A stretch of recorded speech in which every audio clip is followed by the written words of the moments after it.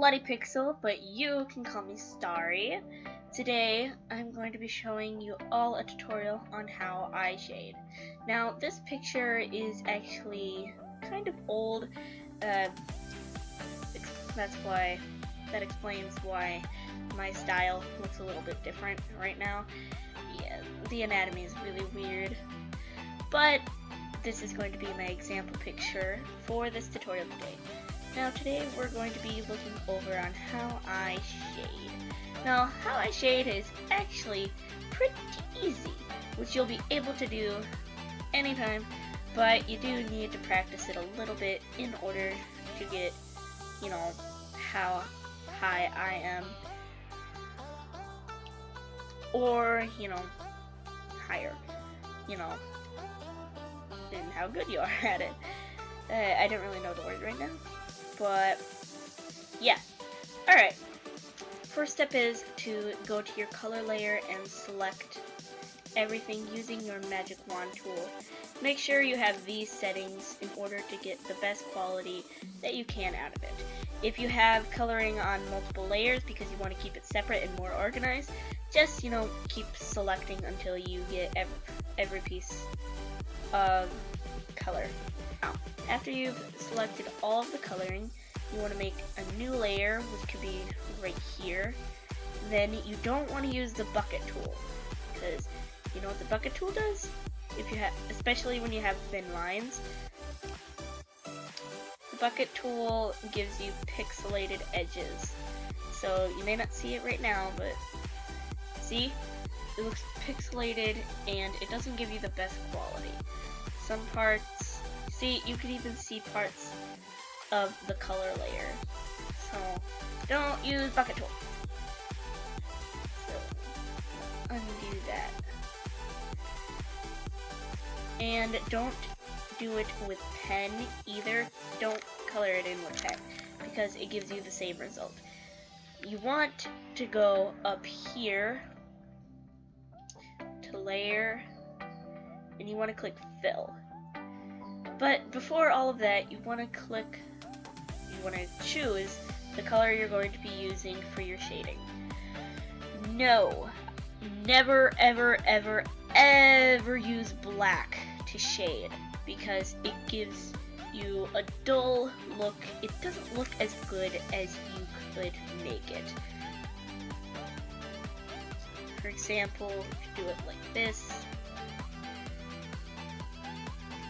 eraser tool, even with black you can't see it. So if you have the mode shade on with a color, then you can see through it. But either way, you would have to turn the opacity down, but it's just a lot easier to use a different color. So, you know, for example, do this.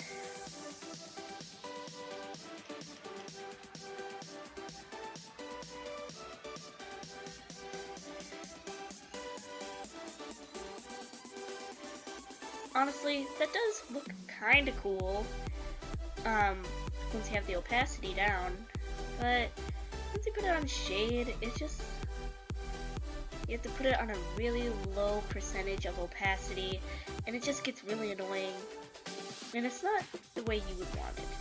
So, you know, the color you would choose for your shading really just depends on where your character is, what the environment is. So let's say they're outside and it's super duper sunny out. You would want to pick colors that range from red to pink, maybe a little bit of purple, to orange, to yellow, and maybe a lime green. So, you know, if she was outside, I would want to do that here. I would want to fill it with like an orange or something like that. And then once you put it to shade, see, that already looks really cool. But you would want to pick a darker color, like a darker orange. See, it looks more like shading. Before it just looked more like light. See? This is just quick shading, honestly. But yeah. It does look a lot cooler once you do it like that. So For now, I'm going to pretend she's in a more darker place. So if it's a darker place, you want cool colors. For, you know, a lighter place, you want warmer colors. With the exception of green, dark green. So I'm going to be using a navy blue, bluish, purplish kind of color. But you always want it dark. But not super dark.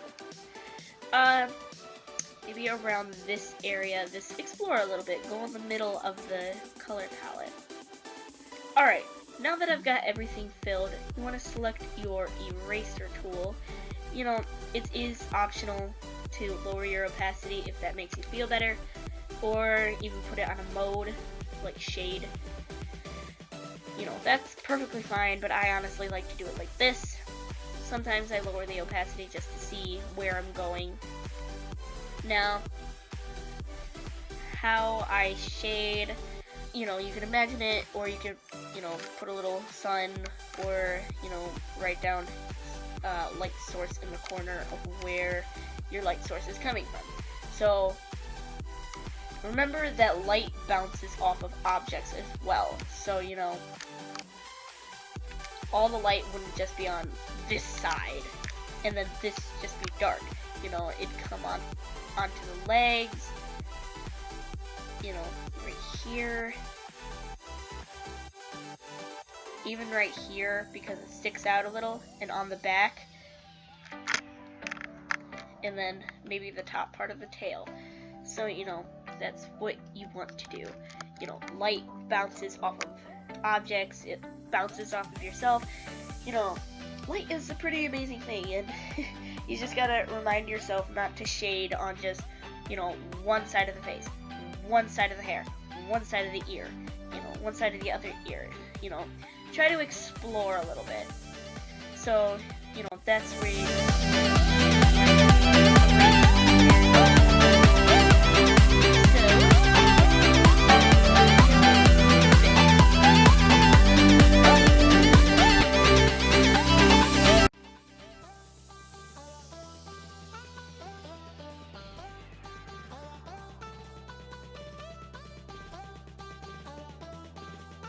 Alrighty!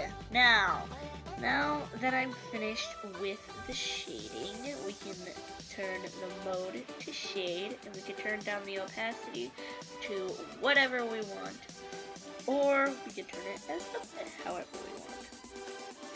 Now, I think this would look good enough with maybe 15. Yeah. 15 actually looks pretty good.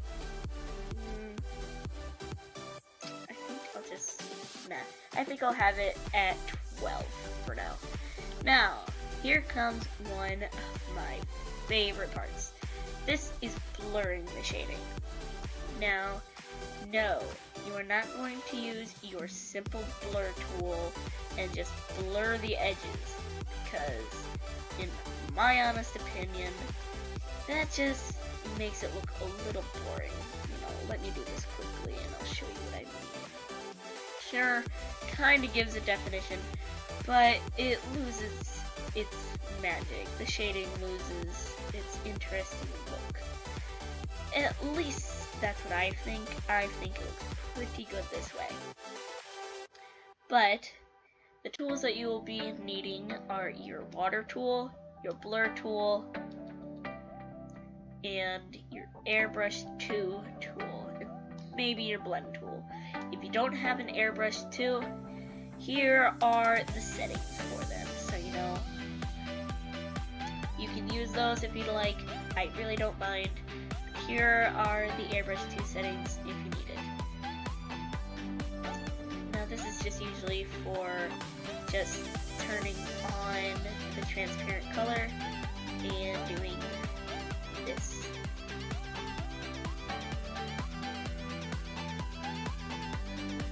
It makes it sort of blurry, but still gives it its, you know, look, which I really like.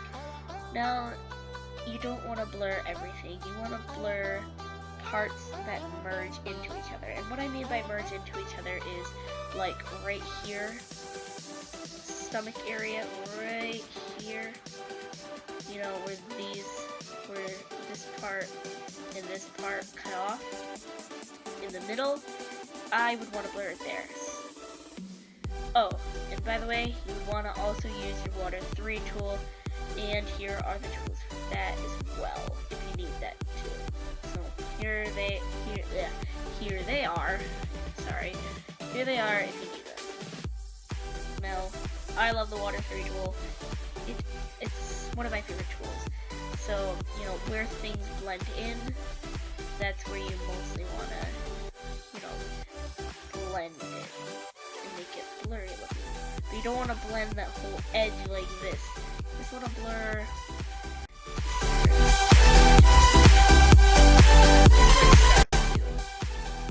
You know, go into something like this.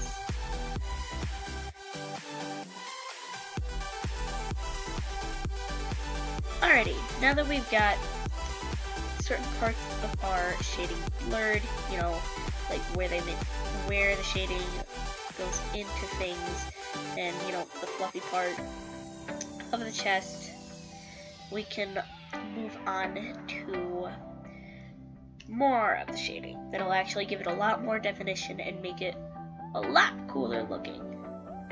Like in my holographic picture, I added some definition to you know, the clothes, like the shirt, you know, in the folds you can see there's darker shading, and also in the fingers, you know, there's darker shading there, you know, there's darker shadings in certain parts of the picture to give it more definition and to make it seem a lot more realistic. This gives it, you know, more realistic look and makes it look better. So we're going to be doing that with this picture. So you want to get a new layer, which I already have, and you also want to go back to your pen tool, and where parts seem they should be darker, that's where you choose, like right here, right there.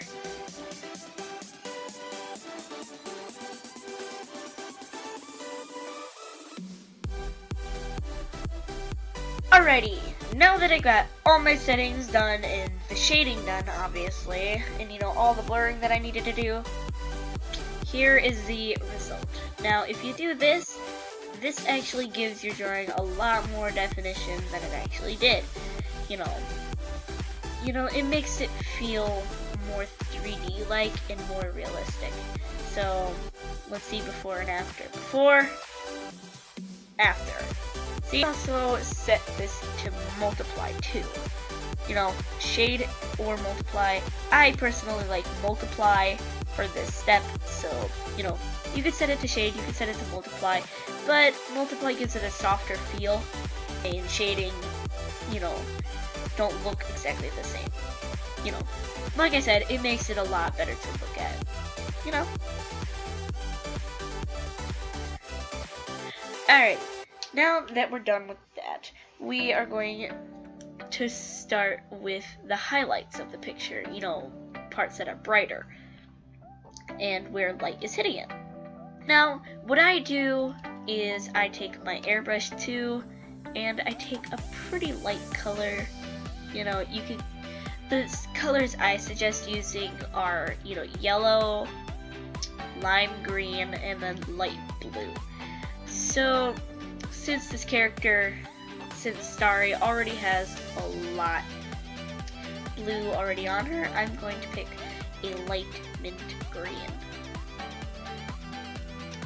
Sorry about that, but now we're back in business. So you want to take another layer, and you want to take your airbrush 2. Keep in mind that the density in the airbrush 2 is at 10. When it's at 10, it actually lets you do a lot more. You know, instead of just getting a giant blob of color that's blurry. So, you know, wherever the light source came from, this one obviously came from right here, going down to the left hand corner of the whole drawing. You want to you want to highlight those parts of the drawing. You know, mainly where the shading is not at. But you don't want to shade, you don't want to highlight complete parts of the drawing where no shading is. You know, like this. That just makes it look unattractive. You just want to do, you know, light strokes, like on the back. You just want to do a little bit. So I'm going to get this done, and then we'll get down to the last two steps of this tutorial. Alright, now that we've got, you know, most of the highlights done and such, we want to go to mode, and we want to go to luminosity. This is what I use a lot, you know. And once you put it to luminosity, it actually gives it, you know, and you set down the opacity. I forgot to say that. Once you set down the opacity, your drawing looks 10 times better, honestly. You know, I'm going to set it a little down more farther. Next step is rim lines. Now, what are rim lines, you might ask? Rim lines are those thin lines of light at the very edges of things. Like, for example, I put the highlight on the back, on Starry's back, right here. You want a rim line right there. That'll show that a lot of light is getting there. Now, this does take a while to accomplish and learn how to do. Even I'm still learning how to do this. Even if you are using your stabilizer, it's still pretty hard to master how to get those straight lines. But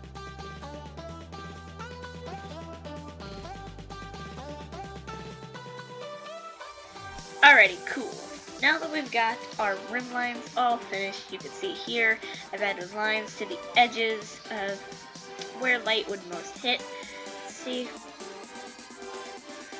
And they're supposed to be very thin and very unnoticeable.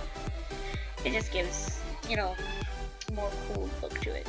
So you want to set it to luminosity, and then you want to turn down the opacity. Now we're going to our last step. You want to select all your color if you deselected it, and you want to make a new layer. Now this one you're going to need your airbrush, and you're going to need it at big level. So what I do is take a dark color. I'm going to take dark green, and then the places where you shaded most, like where I shaded the neck right here, and the hair, the ears right here, and right here, you know, more darker places, that's where you want to add color. And you can always erase. Like, places like this part of the hind leg, you should separate it, but overall it should just look a little messy. Like, don't put it in certain places. Like this. Like, it's going at the base of the tail, then that's where that would go. Then there's shading behind this leg. I'm gonna add a little there, and then, you know, just add it randomly. Like, see how I'm adding it like this? I'm not being careful with it. I'm just adding it. Alright, that honestly doesn't take too long, you know. So you want to add it, you want to make the mode shade, then you want to turn down your opacity. And then it adds a gradient look to your picture, which actually makes it look really nice. You want the opacity really low because you don't want it too noticeable, but you still want it there. So you see, like this. And I'll just blur it out a little bit. So, you know, just watch what I'm doing. This part is kind of hard to explain, but really just the places you shaded the most.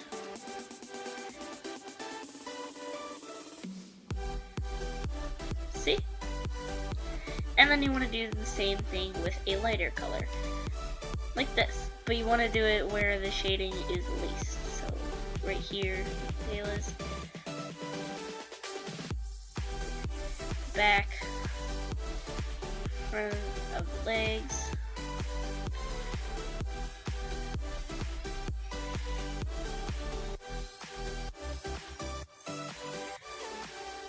then you want to make it luminosity, turn down the opacity a lot.